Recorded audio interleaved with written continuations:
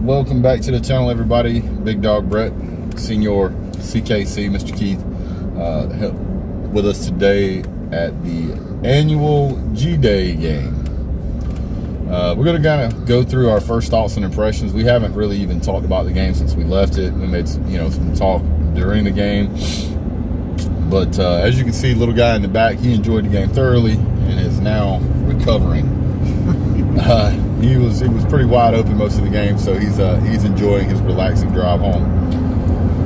The stadium was definitely not sold out. I don't think there was a single person sitting in the top bowl.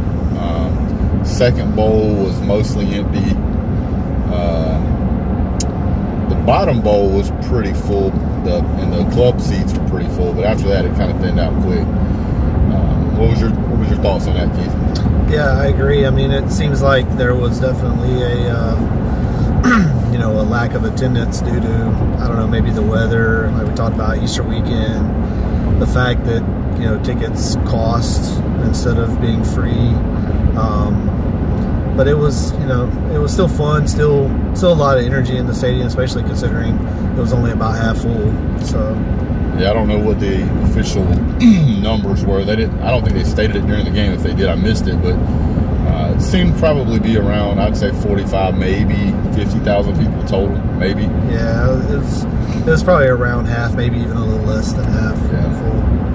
I mean, there was still a lot of energy there, just like you said. All the concession stands were open. I don't think anybody ran out of anything. But again, the smaller capacity crowd, or less than full capacity anyway. But as usual, everybody was cordial and friendly. Great atmosphere. We met some wonderful people before the game. Got to hang out with those guys, tailgated a little bit. Also went over and talked to Dean Legge at the Red Zone today. If you didn't get a chance to go see him, you guys need to go check him out over on Dawg Post. He's actually put together something called Dawg Instruction. If you didn't get a chance, go over and check it out. There is some absolutely phenomenal photos in this book, guys. Some great information. I saw one of the pictures in here of Donna and Mitchell making that catch at the end. Keely Ringo making a catch at the end, and you can't go wrong with the back cover. Look at that, absolutely incredible. Great picture, great book, and it's got a great feel to it. You can just tell it's a quality made book. Go check out Dean Legge over at Dawg Post. You can order your very own. Great guy. He'd love for you to have one. You're not going to regret getting this book. So go pick up Dawg Instruction. They've got a second shipment in, I believe, so you can get one sooner rather than later. Don't wait; they are going to sell out. So, absolutely great job, Dean. Love this thing.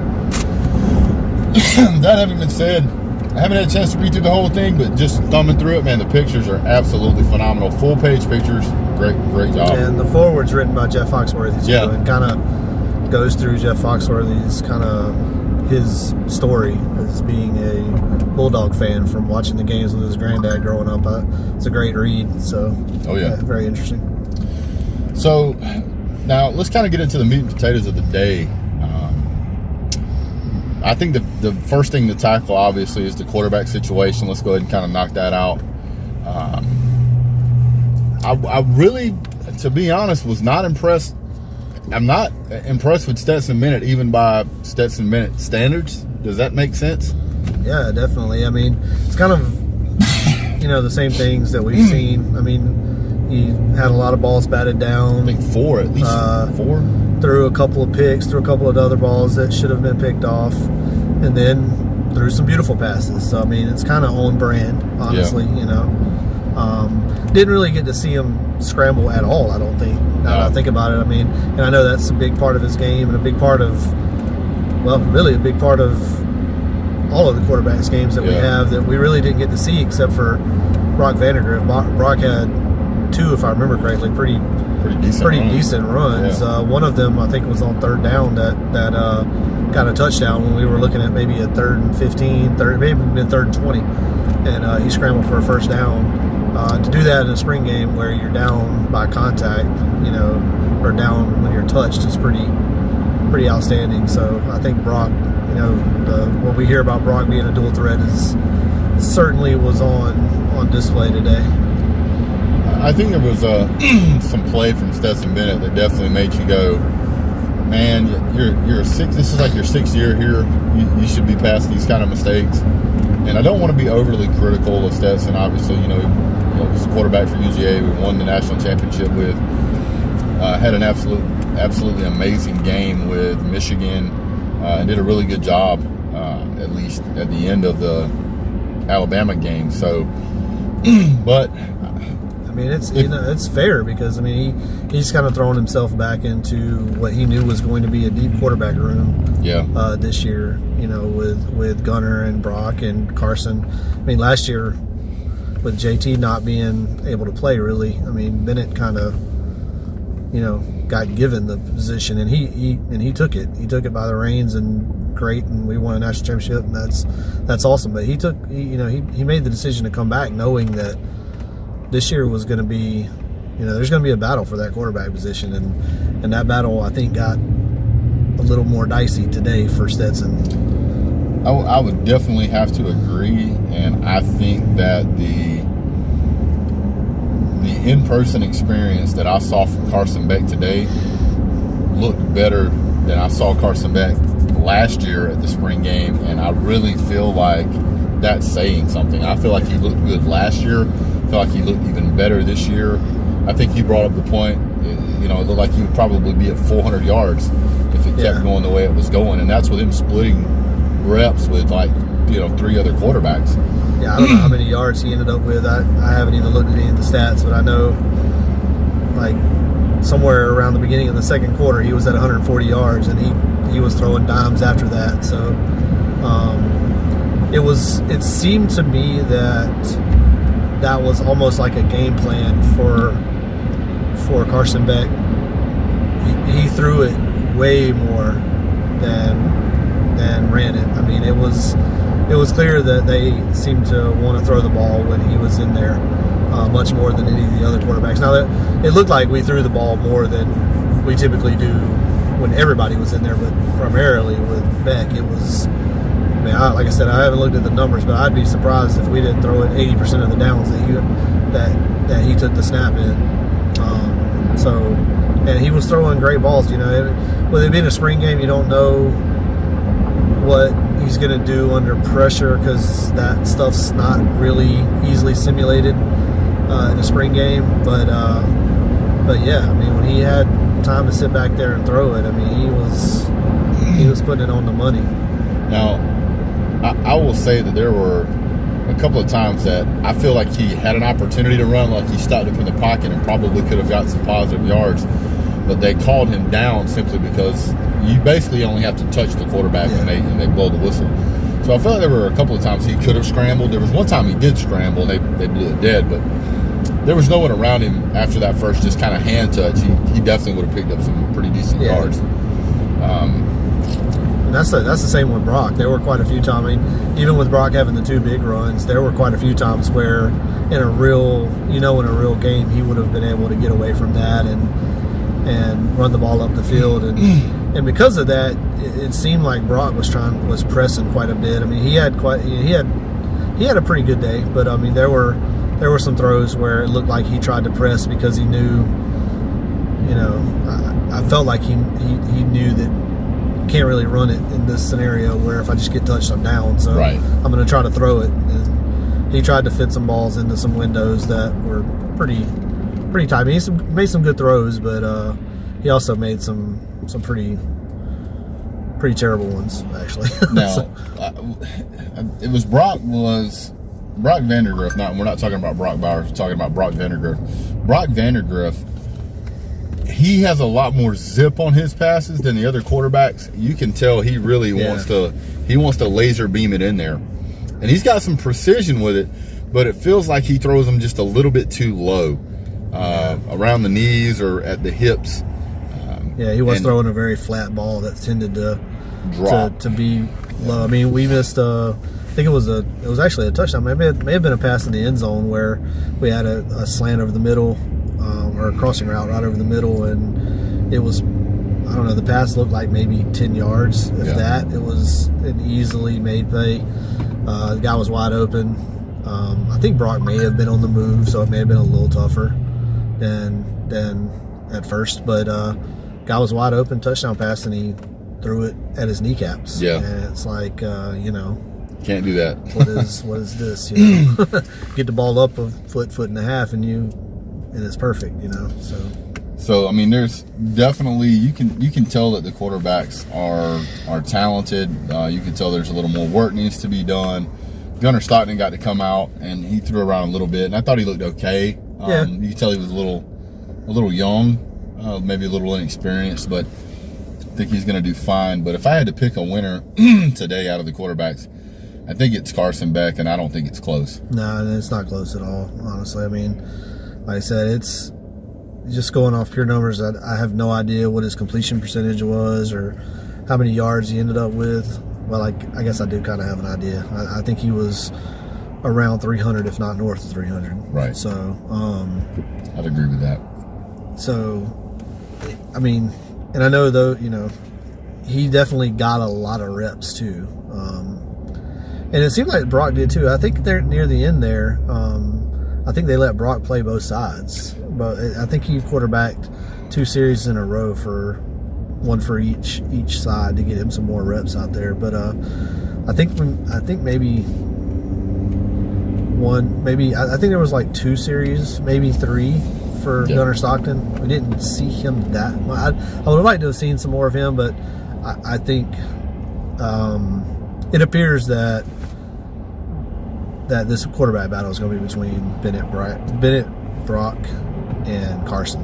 Yeah, and I feel like those are the only 3 that could win the job. I don't think Gunnar's got a shot at winning the job right now. But objectively, in my opinion, if Kirby Smart was to lay all the cards on the table based on what we saw today, you'd have to pick Carson Beck as the clear winner. He didn't have any balls batted down that I saw. He didn't have any interceptions. He threw some very, very pretty passes. Yeah, the very first their first possession. The second series I guess when the red team got the ball right at the beginning. Yeah. I mean, the very first play was a bomb down the 60 yards pass, and then a run, and they were in the end zone. Yeah, it was 2 plays. The score was tied up, so it was much more explosive. And it was a beautiful pass too. I mean, a lot of hang time on it. He threw it out there. I think it was Arian Smith. He threw it out there for Arian Smith to run under, and it was beautiful. And for those of you who don't know, Arian Smith can run 22 miles an hour, so he does a fine job of being able to track the speed of the player. There was one pass later in the game, and I don't know who made it, but was it Donnie Mitchell where he looked over his right shoulder? And that was Karras. Karras Jackson, yeah. So was that? I think that was Vandergriff, wasn't it? Yeah, I think it was. Yeah. So Vandergriff throws a pass, and it's almost like a slant route. Yeah, it's to the sideline. And the ball looked like it was going to go right. So Karras Jackson looks over his right shoulder, and then he realizes that the ball's actually going left. So he turns to his left and picks up the ball, picks up the tracking of it, and is able to catch it. I mean, it looked phenomenal. For anybody that's never played sports, I played baseball, and it's kind of you have that happen in baseball too. Sometimes when you're in the outfield tracking a fly ball, if you break back on it and you have to play it, you start looking at it over one shoulder and realize you got to switch to the other shoulder. Yeah. To take your eye off the ball mid-flight and while you're running with your head bouncing up and down, and switch shoulders and then pick the ball back up in the air and make a play on it. That's tough. That's a lot of concentration. And I got to be honest with you, in baseball, I mean, I know the ball is smaller, but you typically get a little more hang time. Yeah, definitely. Yeah, than you will in a pass. Cause that pass wasn't, but it was probably about 15, 20 yards down the field and to the sideline, so it was very quick. And it wasn't a rainbow pass either. It wasn't a dart, but it definitely had a little zip on it. But it was a tough play, and he made it smooth. It was very smooth. Now, best receiver of today, I would probably have to say it was Oscar DELP. Yeah, I mean, his name definitely kept coming up. I mean, he seemed to be on the red team. He seemed to be a very comfortable target for Beck and for Brock whenever he was in there. They both seemed to like throwing to him. Now, I will tell you, his counterpart, which was called almost as often, was Arik Gilbert. Yeah, Gilbert was... he was absolutely an incredible player today. as advertised. Yeah, definitely as advertised. Seems like he may have gotten a little slimmer. Yeah, it looks like he did weight. slim down a little bit. I would have to agree. He doesn't look as statuesque as he did. Which, from what I understand, I don't know if, the last I've heard, I haven't read up on this, but the last I heard is that he's going to be playing wide receiver. They said he was going to play wide receiver, and now they're saying he's back at tight end, but it seemed like he was lining up as both. Yeah, I saw him. He was, I think I saw him mostly in the tight end spot today, but I wasn't sure if that was just because of the absence of Brock Bowers. But yeah, I mean, either way, I mean, Georgia's going to have, with the receivers that are out there, and then you have at tight end with Bowers and Darnell Washington and Eric Gilbert, and then being able to put A.D. Mitchell out there and Dominic Blaylock. Good grief, he had a great day too. I almost forgot about that. Yep. The wide receiver. If Georgia can ever get a quarterback that can get the ball out to some receivers, this next year is going to be fun. If Carson can sling the ball in a live game situation like we saw him sling the ball today, this coming up year is going to be fun. I'll point out that while I did see a lot of great wide receiver play and great tight end play, I also saw a lot of drops. I was pretty surprised at how often balls were actually hitting players' hands, but they weren't able to hang on to them. There were numerous passes in the end zone where the ball hit hands but couldn't hold on to it. So there's a little bit of work that needs to be done there. I think Kenny McIntosh dropped a touchdown pass. Yeah. Well, one of the balls that was caught, that's why I brought that up, was caught by Eric Gilbert. And this was a pass that was an absolute dart, just a laser beam. And there has to be a great chemistry between the quarterback and a receiver for this to happen, because he was already standing in the end zone at a stand still, and then the quarterback darts, and Eric Gilbert has to basically dive at the ground to his left to catch it. But it happened so quickly that the dive was already in motion when the ball was thrown. So it was just great chemistry between the receiver and the quarterback there, and that's something we're not used to seeing in a UGA quarterback. So that was wonderful. I think Gilbert ended up with 2 or maybe 3 touchdowns today. Yeah, so, really good day. Yeah. Now I'll tell you somebody else early on you heard his name several times, but then after that you didn't hear him much, and that was Keely Ringo. Keely Ringo was making some great plays in the first half, and then after that, I don't know if they pulled him or what, but or stopped throwing in his direction because they found out it wasn't going to work. But Keely Ringo was playing well today. The defense. I mean, that was one thing that it definitely seemed that they were trying to play, especially on defense, trying to play with some intensity. We had a targeting call in the spring game. Yeah. I can't remember exactly who it was on. But yeah, I mean, they popped a receiver. I mean, you've seen an opportunity to blow up a receiver. I want to say it was Kearis Jackson that took the lick, but yeah, I mean, the defense was definitely trying to swarm. It looks like these new guys that are stepping up are trying to maybe fill the shoes of the 2021 guys or whatever. I'm not sure, but they definitely were flying around, and we had some pass interference calls, so they were definitely trying to get after it. Yeah, I was watching these cornerbacks, and we know how fast the wide receivers are. We've already talked about that. But I was watching these defensive backs and cornerbacks that were essentially living in the hip pockets of these receivers. And the receivers are still making the catches. There were so many times in this game that I would have called pass interference. Keep in mind, I'm cheering for both sides here. I want both teams to be great. But there were so many times during this game that I would have called pass interference. These guys were literally on top of them. The receivers were still making catches. And that's not to say the cornerbacks were bad. I just think it was very elite. So the way they were playing everything out. Yeah, I mean, it definitely seemed that the coverage, there was some tight coverage. There was quite a few pass breakups, quite a few throws into some pretty tight coverage. A lot of hits right after the receiver catches the ball. So I think I'm not too worried about the defense. I think those guys are still gonna be pretty stout. We didn't see a lot of. We didn't see a lot of power running in the game, so we're not sure who's gonna, what it's gonna look like to seal up the run game up the middle now that Jordan Davis is leaving. I do think that the two running backs that we're going to primarily see looks like it's going to be Milton and Dejon Edwards. Yeah, outside of Kenny McIntosh. Yeah, well, it really seemed that there were the two running backs are going to be Kendall Milton and Dejon Edwards. And we had kind of talked about, other than Kenny McIntosh. But Kenny McIntosh just kind of seems like an athlete. He goes out and catches passes and runs the ball. Sometimes lines up in the tight end position, seems like. He's definitely going to be in the mix, but you never know where he's going to be at. Yeah, it looks like he's going to be the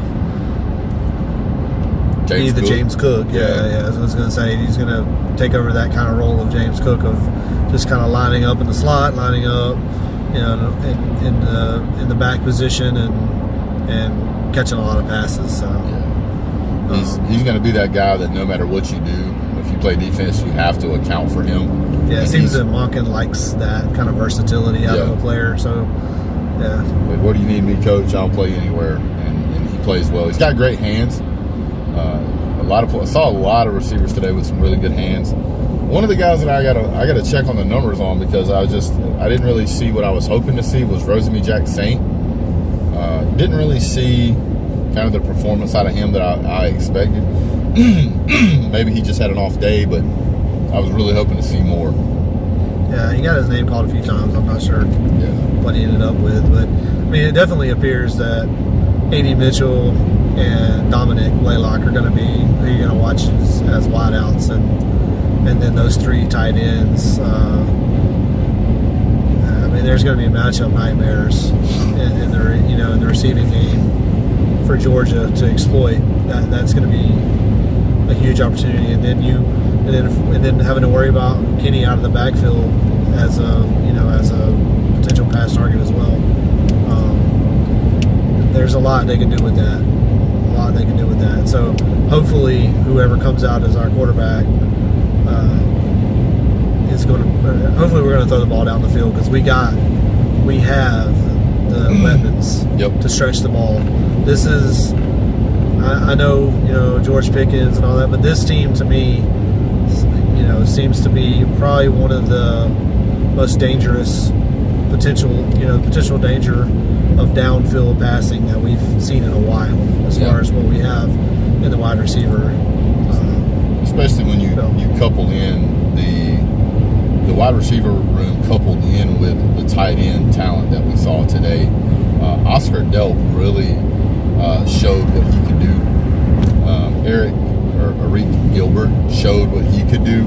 We already know what Brock Bowers can do. We already know what Darnell Washington can do. You put those guys in the mix, who are you going to cover? Pick your poison, because somebody's going to be open.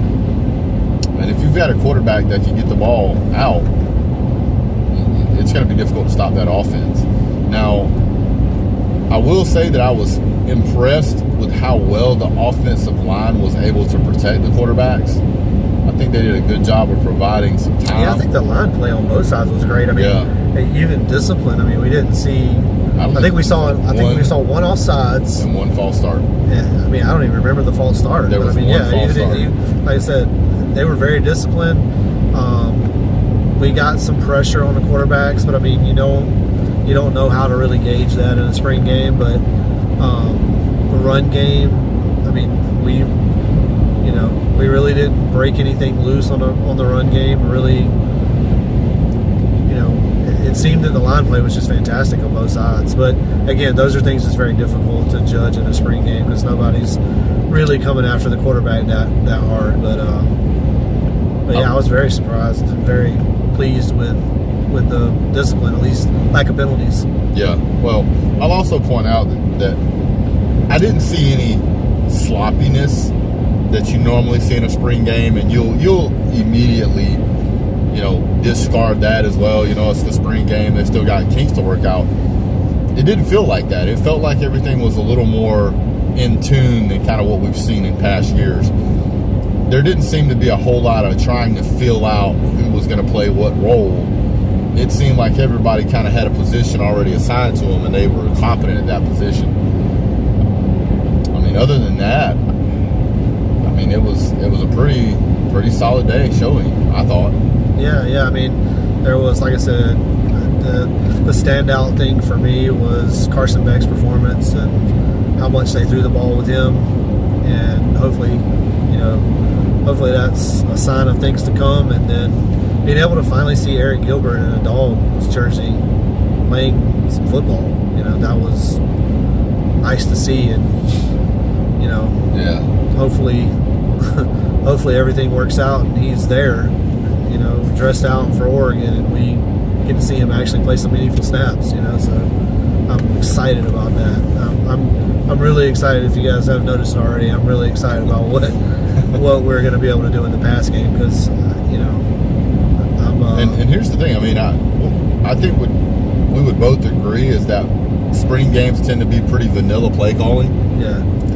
And even with that being the case, I was still impressed with a lot of what I saw, especially with some of the accuracy of the quarterbacks at times. It was really nice to see that caliber of quarterback play, knowing that it's there. And if you take into consideration that these are the most basic plays that Georgia is going to play all year. Oh yeah, it was definitely. Everything today was very vanilla. Even before we started doing the video, that's why I was saying I'm not even real sure, because nothing really jumped out at you. It was very, it seemed very disciplined, very businesslike. Yeah, very businesslike. It was. I don't know if that was also to do with, with a lower crowd or whatever, but there was a lot of energy as far as they had the 2021 guys in there showing off their rings, and that was fun. That was fun to see. But as far as play on the field, it was pretty much what you expect out of a spring game. Very, very, very vanilla. But it was fun to see all four of the quarterbacks out there, and to see some of these defensive guys getting back out there, getting at it. It was a great day. Now now that we've bragged on them so much, let's critique them a little bit. I've got two things I'll start with. Number one, which is probably the lesser of the two, is the center. Saw multiple bad snaps today. I'm not sure who that was. I'm not sure who that was either. It seemed like one series when Brock Vandegrift was in the game. He was having a very rough time. Now, hats off to Brock Vandegrift, because there was two times that these snaps were kind of horrendous. One of them actually almost went by his head, and he managed to get a hold of it and still get the handoff, and the running back still picked up first down. There was another one, and I don't know if it was Carson Beck, but the ball actually hit the ground. He missed the ball entirely, hit the ground, he picked it up and managed to get a pass off. Now, the pass was incomplete, but to be able to recover that quickly, get set, find your target, throw the ball, and it still be catchable, it's pretty impressive. So I don't think it was Cedric Van Pran. No, I don't think so. But whoever it is needs some polish, and there were some problems there. Yeah, it was the red squad. I think Van Pran had on the white jersey today. But yeah, I'm not sure who it was. Wasn't able to see. Unfortunately, we didn't have a program, so we wasn't able to look and see who they were. But we just kind of took in this spring game. Big Dawg brought his family, and so we kind of just walked in and sat down and just watched it. I'd have to say overall today, the only complaints that I really had would be the bad snaps and Stetson getting the ball batted down and making some bad throws and getting interceptions. That's really all I could pick on today. Yeah, I'd agree. It was, there were a couple of drop passes as well. Like I said, I think Kenny McIntosh had a drop. There were a few guys that had drops, just a few bad passes, like I mentioned earlier, the Vandegrift throw that had the knees, and just, it seemed to be rushing the ball a little bit. With the Bennett, Bennett seemed to be pretty much, like we're saying, pretty much on brand. I mean, it was pretty much what you expect out of Bennett. You're going to get the batted passes because he's shorter. You're going to get, the interceptions because he's going to try to make plays. Don't really want him to change, but again, with it being a spring game, you're not sure if in some of those instances where he threw the pick, if he would have scrambled. So yeah, you didn't get to see it's that. kind of hard to judge that kind of stuff. But he did, he threw a couple balls into some double coverage and things like that. So, I really wasn't all that. None of the quarterbacks really jumped out at me except for Carson. I was kind of ready to be a little bit more impressed with Brian Vandegrift than I was. Outside of the two scrambles that he had, which were fantastic. Didn't really blow me away throwing the ball. He's got some pretty good speed too. Yeah, he does. He's definitely, when you look at it, when you kind of look at his size and look at him, how he moves around in the pocket, he seems to try to get out of the pocket very quickly. There were quite a few times, at least from my vantage point, from where we were at in the stands, he kind of gave up on the pocket really quickly. You can tell he has a tendency to want to just take off running when things don't work out. He wants to take off running. I don't know if that's fair to critique that, in a spring game again, but he's certainly that's what it looked elusive. like. Yeah, he's definitely elusive. He is. Because every time he would take off running, it would seem like they couldn't close ground on him easily. Yeah. I mean, it's not like watching him chase down, JT Daniels or something like that. I mean, he gets up to speed very quickly. So he seems to be like, he definitely seems to still have some accuracy when moving laterally as well. Like he throws on the move fairly good. He made some of his better plays were rolling out, throwing against his body. He had Brian Vandegrift had one pass across his body that ended up being a touchdown pass, wasn't it? Or almost a touchdown pass. Yeah, he threw it. It's like right down to the end zone. Man, it was absolutely incredible. Yeah. He was full speed running to the right, and he's right-handed, and he jumps and throws and twists his body, and he throws a perfect spiral right to where it needed to be. Great pass, great vision. Yeah, absolutely incredible. You don't see that kind of quarterback play very often anywhere. Yeah, you definitely can tell that he's an athlete. I mean, he kind of has the same mentality that you see out of Stetson Bennett. He seems to want to try to make every play. Yeah. To a fault to some degree, because he was trying to make some throws that he shouldn't have thrown, and then some that he did make, his accuracy was just off on him because it seemed like he was just trying to, I don't know if it was just me, but he seemed almost like he was fidgety in the backfield. He seemed like he just wanted to do everything. It felt like he wanted to throw it to every receiver. Yeah, it was a little antsy. He seemed a little antsy, but I guess I kind of get it. He's hungry. And there's a lot of pressure on him. I think everybody expects him to kind of win the starting job. I know I have. I kind of figured, I've kind of almost anointed him the starting quarterback of Georgia in 2022. But I tell you, I know there's a lot of practice. There's still summer camp and everything.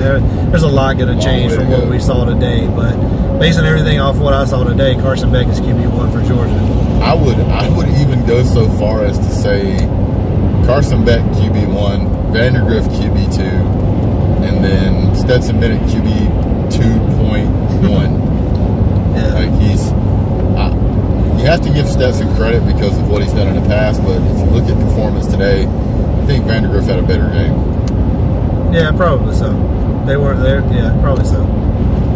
Because Vandegrift, being able to scramble, being able to lose. There were, like I said, there were quite a few times where he was called down when somebody just slapped him with their hand, and it's like in a real game, he'd have ran 20 yards on that play. Right.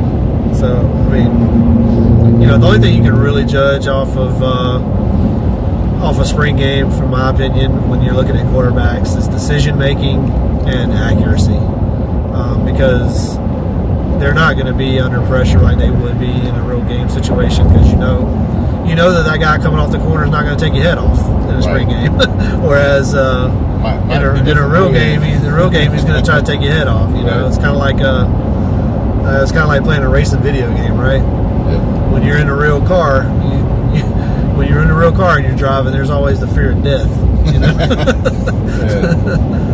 Racing game, you're like, I'm rubbing this wall. Yeah. So I mean, it's so I try to maintain the expectations of what did they do when they were able to just throw the ball, and did they decide on what receiver, did they check down in the right situations, and those were things that I saw Carson doing very smoothly. He picked out the right receiver, and when he threw it, he threw a fairly accurate ball. Pretty ball. Gave his receivers chances to make plays on the balls, and and then when you contrast that with Brock seemed to be young. He seemed to be young to me. He seemed to try to make every play. He tried to fit the ball into tight windows when there were other options available, and then sometimes when he did choose the right options, like I say, he threw it at their feet or threw it behind them. There were quite a few that he threw behind them. Some of them that were even caught were balls that he threw behind the guys. So, and then Bennett, everything's getting batted down, throws a couple of picks, and then Gunner, we just didn't get to see enough of him. So, well, I mean, I think part of what happened with Carson Beck is that he may look like that because he hasn't got much game experience every season. Exactly. That's why I say. That's why I say you put him in a real game and you let guys come flying off the corner, and things may be completely different, and that may be where Bennett has the edge. Because there's nothing. Pressure. Yeah, you can't. You can teach these guys to play quarterback and teach them all the plays, everything in the world, but you can't teach them experience. That's right. And there's no way to teach that. You got to give it to him. And he's the only one that really has that. So, and that is huge. That's actually a little bit of fault on Monken and Kirby for that. Because there's plenty of games when you're 62-0 at the end of the game, your backup should have had more play time.